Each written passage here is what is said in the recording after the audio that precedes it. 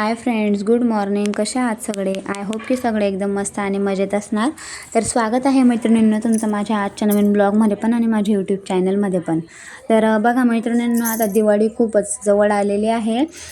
सात दिवस दिवाळी बाकी, फक्त लक्ष्मीपूजनला. मग आता आपली दिवाळीची फराळ ही चालू होऊन गेलेली असते. तर मग आज आम्ही बेसन पिठाचे लाडू बांधणार आहोत. मग म्हटलं आधी बेसन पिठाचे लाडू वगैरे बांधून घेतो आणि मग नंतर बाकीचं करणार आहे, चिवडा वगैरे. मग आज आम्हाला बेसन पिठाचे लाडू बांधायचे होते. मग त्याच्यासाठी बघा, जी बेसन डाळ होती ती दळून घेतली आणि ते बेसन पिठाची डाळ दळल्यानंतर त्याची आपल्याला ते पीठ जेवढं घ्यायचं राहिलं तेवढं आपण घेऊ शकतो मापानुसार. आम्हाला 1.5 किलोचे लाडू बांधायचे होते. मग म्हणून आम्ही 1.5 किलो लाडूंसाठी 6 पावशेर पीठ हे घेतलेलं आहे, बेसन पीठ. मग 6 पावशेर पीठ घेतल्यानंतर त्याला थोडं थोडं पाणी टाकून भिजलेलं आहे. तर ते जास्त कडक, म्हणजे जास्त थोडं कडकच भिजावं लागतं, कारण ते नरम राहिलं की त्या पापड्या लाटता येत नाही, कारण ते पीठ भिजल्यानंतर त्याच्या पापड्या लाटाव्या लागतात. तर तुम्ही हा ब्लॉग पूर्ण नक्की बघा, तर तुम्हाला समजेलच की पापड्या का लाटाव्या लागतात आणि त्याच्यापासून कसं काय बेसन पिठाचे लाडू तयार होतात असं. तर मग आम्ही आधी ते पीठ माझ्या सासूबाईंनी भिजून घेतलं, कारण ते कडक भिजावं लागतं. मग म्हटलं मला काही जमणार नाही कडक भिजायला, मग म्हणून त्यांनी भिजलं. आणि कडक भिजल्यानंतर मग आम्ही पापड्या लाटून घेतल्या अशा. मग मी तोपर्यंत त्या पापड्या लाटून घेतल्या आणि त्या पापड्या लाटताना त्यांना बारीक लाटायच्या आणि थोडं जाड जाड राहू द्यायच्या.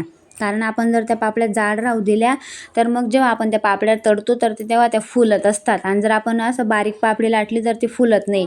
आणि जेवढी पापडी फुलली तेवढा लाडू आपला हा छान आणि नरम येत असतो.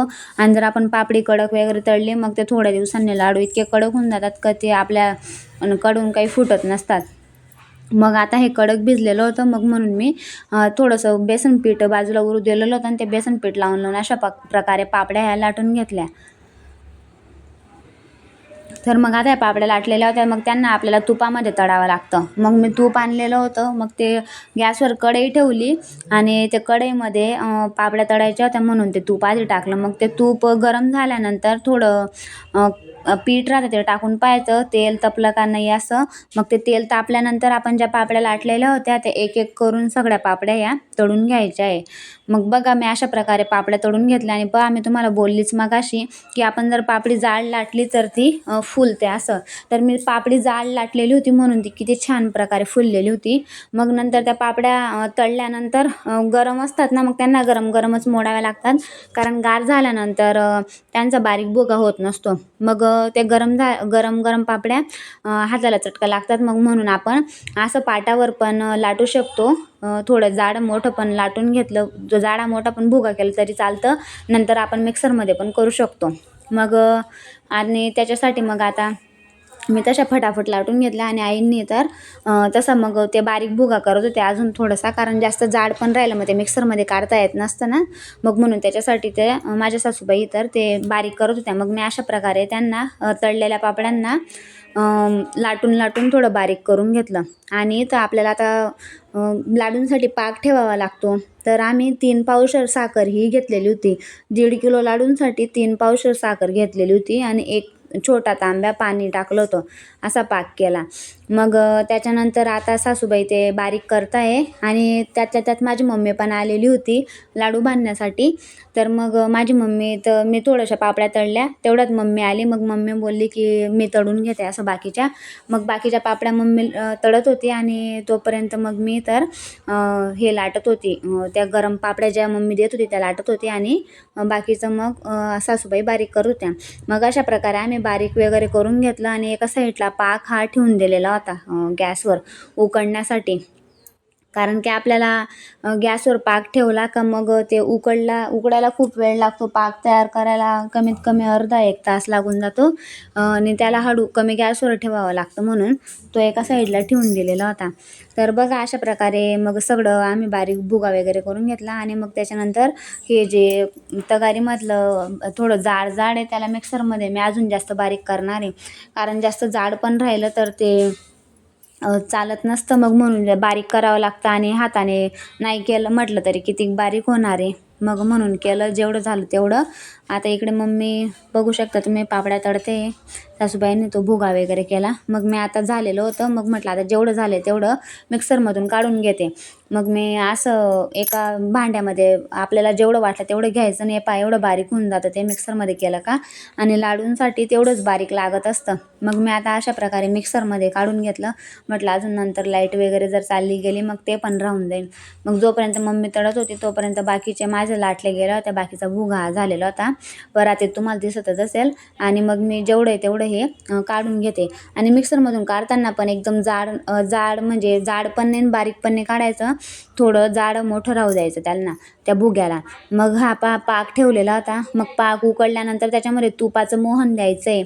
जे आपलं तूप असतं ना ते टाकायचं थोडंसं त्या पाकमध्ये, आणि जो आपण तो भुगा केलेला असतो बारीक लाडूंचा, तर त्याच्यामध्ये तो पाक थोडा थोडा टाकत जायचा. असं एकदम अचानक पण नाही टाकून द्यायचा, कारण आपल्याला मग ते व्यवस्थित चमच्याने मिक्स करता येत नाही म्हणून. मग आधी थोडा टाकायचा, मग नंतर जेवढा उरलेला राहिला तेवढा टाकून द्यायचा. आणि पाक हा थोडा व्यवस्थित मापाप्रमाणेच ठेवायचा, कारण मग जास्त पण पाक झाला तर ते काही लाडू बांधता येत नाही.